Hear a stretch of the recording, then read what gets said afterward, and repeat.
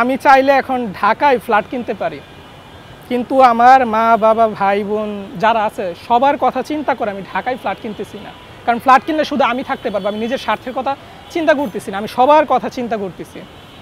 তো মা তো যেহেতু ছোটো থেকে বড় করছে, অনেক পরিশ্রম করছে, আমি যখনই টাকা চাইতাম সবসময় টাকা দিয়ে দিত, কখনো আমি টাকার অভাব আমি পাই নাই আর কি।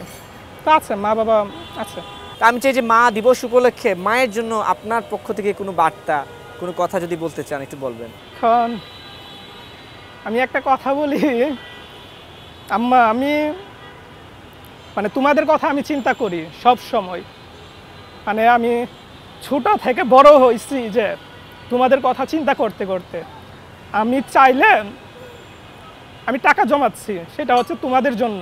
কারণ তুমি বলছিলা কি যে মারা যাওয়ার আগে যেন আমি জায়গা কিনে দিই তোমারে, এই জন্য কিন্তু তোমাদের কথা চিন্তা করে আমি তোমাদের ভবিষ্যতের কথা চিন্তা করতেছি।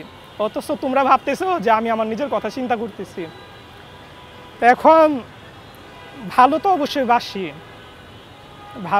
বাসি, তোমারেও বাসি, আব্বারেও বাসি, ভাই যারা আছে সবাইরই বাসি। কিন্তু তোমরা মনে করো যে এই স্বপনের তো অনেক রাগ, ও হয়তো ওর নিজের কথা চিন্তা করে। আল্লাহর কসম, আমি নিজের কথা কখনো চিন্তা করি না, আমি তোমাদের কথা আমি চিন্তা করি। মান অভিমান থাকবেই, বাবা মাও কখনো চায় না সন্তানে খারাপ হোক। অনেক সময় আবার আসলে বাবা মা ভুল বলে, সেটা হয়তো তারা বুঝতে পারে, কিন্তু আসলে তবুও বাবা মাই অভিমান নিয়ে আমাদেরকে চলতে হবে, তাদেরকে নিয়ে মানানসই হতে হবে। না, আমি হচ্ছে মা বাবার প্রতি, তাদের সবার প্রতি রাগ আমার, তারা উল্টা পথে চলে আর কি। আমি তাদের কথা চিন্তা করি, তারা মনে করে আমি নিজের স্বার্থের কথা চিন্তা করি এরকম, কিন্তু সবার কথা আমি চিন্তা করি।